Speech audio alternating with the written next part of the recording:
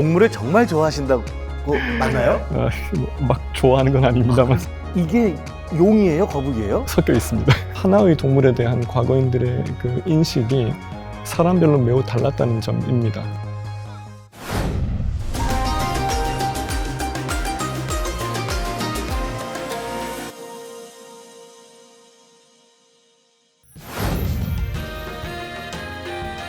안녕하세요. 한국학에 대한 궁금증을 인터뷰로 풀어보는 스페셜 인터뷰 KBS 아나운서 성세정입니다. 제가 나와 있는 이곳은요, 우리 한국학에 대한 그 호기심이 가장 뜨겁게 타오르는 곳 한국학중앙연구원입니다. 이곳에서 이루어지는 그 소중한 연구를요, 앞으로 많은 분들과 함께 할 생각인데요. 자, 오늘 첫 번째 시간 이가한 교수님 모셨습니다. 어서 오십시오. 그래서 네.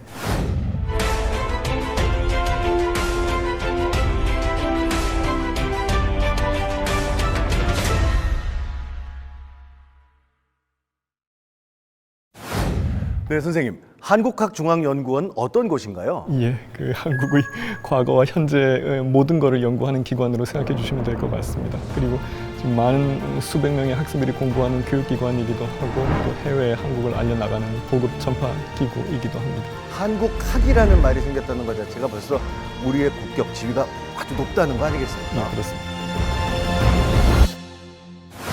자, 그래서요, 교수님께서 최근에 연구하신 것 중에 하나가 한국의 동물 상징입니다. 네, 이건 확실합니다. 동물을 정말 좋아하신다고 맞나요? 막 좋아하는 건 아닙니다만 그러세요?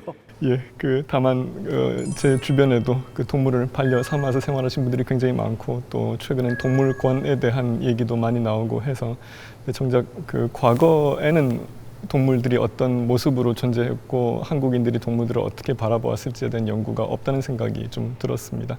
그래서 여러 연구자 선생님들을 모시고 함께 공동 연구를 진행을 하면서 동물들의 상징성을 한번 살펴보고자 했습니다. 네, 특히 그 중에서 도자기에 대해서 연구를 그 중심으로 하셨다고 들었습니다.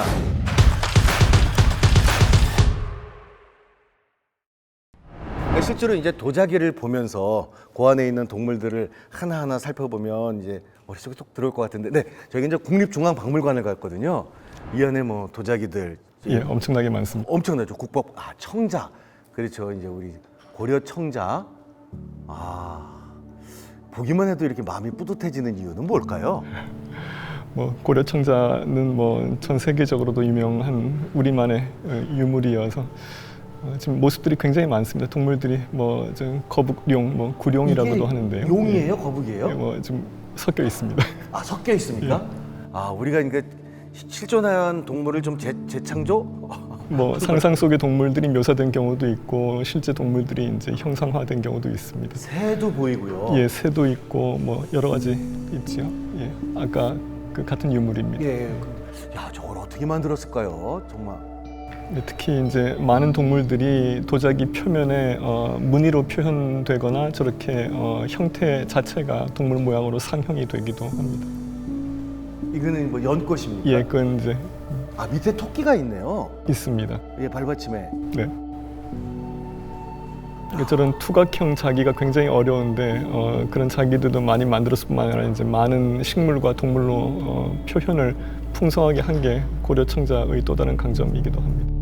토끼를 정말 귀엽게 묘사를 했습니다. 네, 이 중에 우리가 정말 좋아했던 동물들, 글쎄 실제로는 토끼고 뭐 다른 동물들, 아까 거북이와 용 뭐 이런 동물들도 좋아했습니까? 네네. 그 아까 방금 나왔던 거는 이제 구룡을 이제 형상화한 거였지만은 일반 도자기의 표면에 용들을 굉장히 여러 다양한 모습으로 시문을 했고요. 그다음에 이제 그 고고한 이미지의 학도 그 한반도의 청자에서 즐겨 표현되었던 동물이 되겠습니다. 세 개 꼽는다 그러면 용, 학, 또 물고기가 또 있겠습니다. 물고기. 예, 물고기는 물론 중국에서도 많이 묘사가 되는데 한반도의 청자에서도 굉장히 또 많이 묘사가 되겠습니다.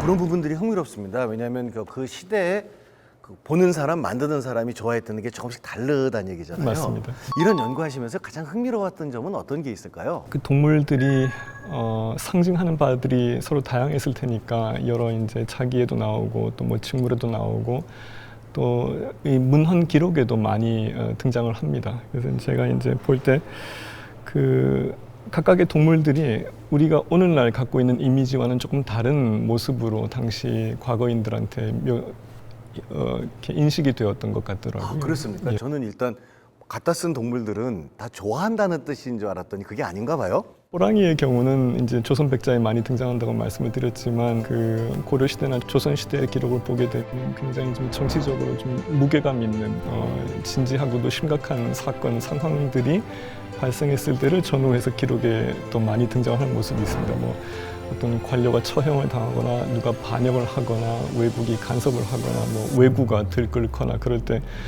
호랑이가 등장을 하더라고요.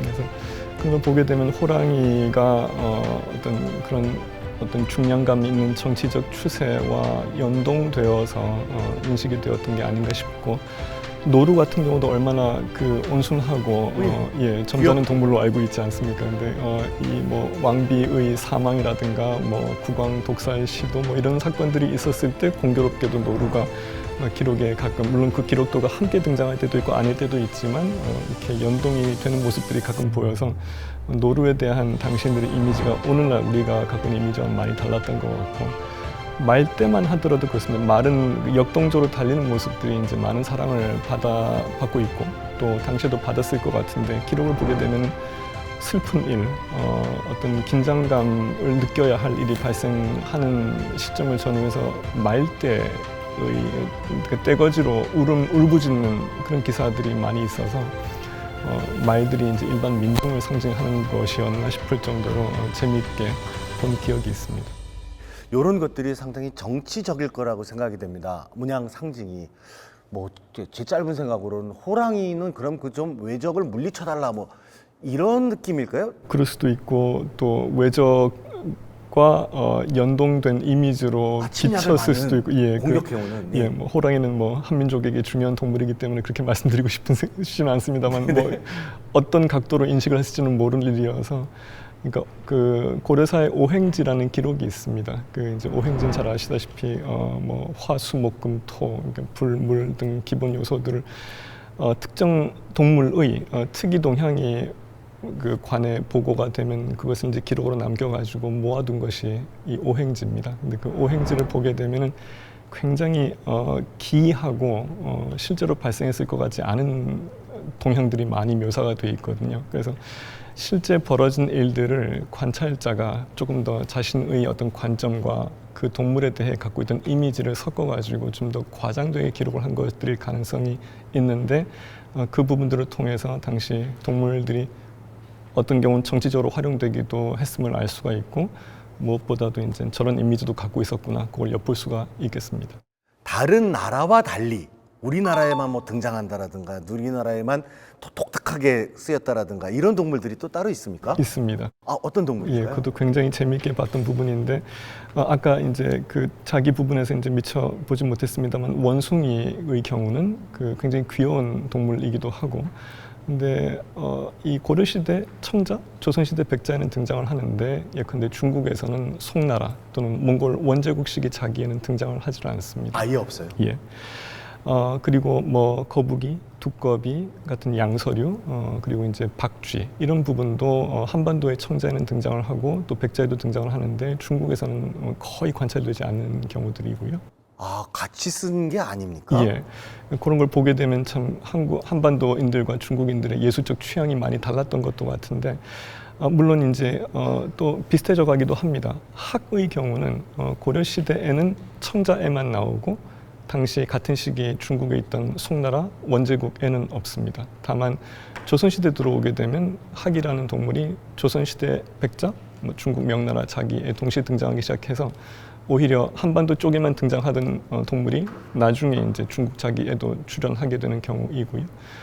호랑이의 경우는 고려 때는 뭐 고려든 중국이든 안 나오다가 조선시대 들어와서 중국작에는 안 나오지만 조선 백자에만 또 등장하는 경우여서 그것도 특이합니다. 또 이 동물 문양들은 도자기에도 있지만 우리 주변에도 참 많은데 특히 이제 궁궐 가면 많거든요. 저도 이제 역사 유튜버 하다 보니까 자 이제 여기가 경복궁입니다. 광화문이거든요.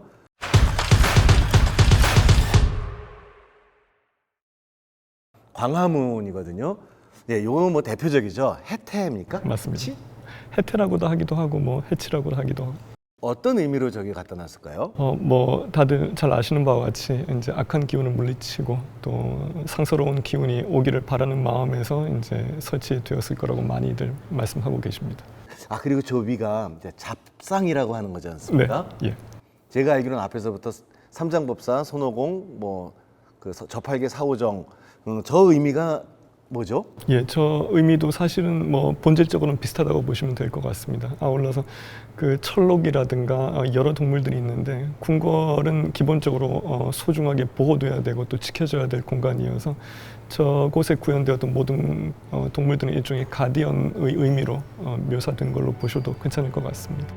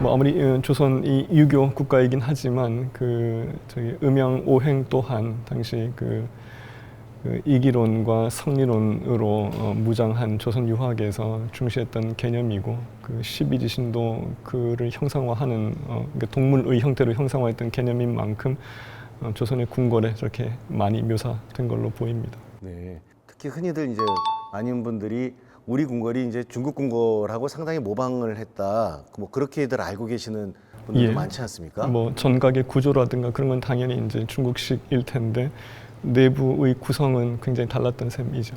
특히 선생님 말씀하시는 저 동물들의 그 상징물들을 쌓아놓은 것은 정말 우리만의 독특한 것이다. 예, 뭐 중국 궁궐에도 뭐 동물들이 아주 없진 않겠습니다만 이렇게 이제 정말 수호의 의미를 담아서 또는 이제 이른바 악한 걸 물리치는 벽사의 의미를 담아서 이렇게 많은 동물들을 여기저기 배치한 거는 특색인 건 분명한 것 같습니다. 네.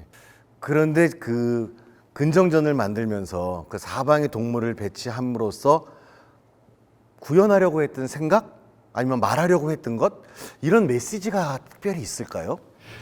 그러니까 조선 왕조가 유교를 가장 큰 가르침으로 받들었던 나라인 것은 확실하고 그런 상황에서 뭐 토속이나 민속적 차원에서 동물들을 떠받들기보다는 이 십이지신이라는 컨셉이 대변하고 있는 음양과 오행의 원리, 그다음 그와 무관하지 않은 그 성리학적 이기론, 우주론, 그를 종합적으로 구현하는 차원에서 동물들이 동원되었던 것 같습니다. 네. 선생님께서 보시기에 한국에 있어서 우리나라에 있어서 동물 상징에 대한 활용 뭐 어떻게 이루어졌다 좀 이렇게 정리가 가능하겠습니까? 하나의 동물에 대한 과거인들의 그 인식이 사람별로 매우 달랐다는 점입니다. 그러니까 백성들을 다스리고 나라를 통치해야 될 위정자들의 시각하고 학자들의 시각 또는 도자기, 직물 등을 만드는 예술가들의 시각이 모두 다 달라서 어떤 경제 사회적으로 해가 되든 안 되든 간에 하나의 동물이 여러 이미지를 표상을 하고 있어서 오늘날 우리도 은연중에 사람들이 더 친애하는 동물들이 있고 기피하는 동물들이 있는데 동물들과의 반려 문화가 좀 더 긍정적이 되려면 뭐 이렇게 가리는 동물 없이 그냥 동물로서 보면서 함께 살아가는 방안을 모색을 해야 될 텐데 그런 부분들을 과거 동물 묘사 양상이 보여준다고 생각이 되었습니다. 우리 주변에서 흔히 볼 수 있는 동물 상징들이 그 시대를 알려주고 그 시대의 사람을 알려주는데 특히 더 재밌는 건 그 시대 사람들마다도 각각 또 다르게 봤다라는 것. 야, 여기가 진짜 묘미인 것 같습니다. 우리 한국학의 묘미 이런 것 아닐까요? 오늘 즐거운 이야기 이강은 교수님 감사합니다. 감사합니다. 네, 다음 시간에도 역시 동물 얘기입니다. 한국 사찰에 담긴 동물 이야기로 또 찾아뵙겠습니다. 감사합니다.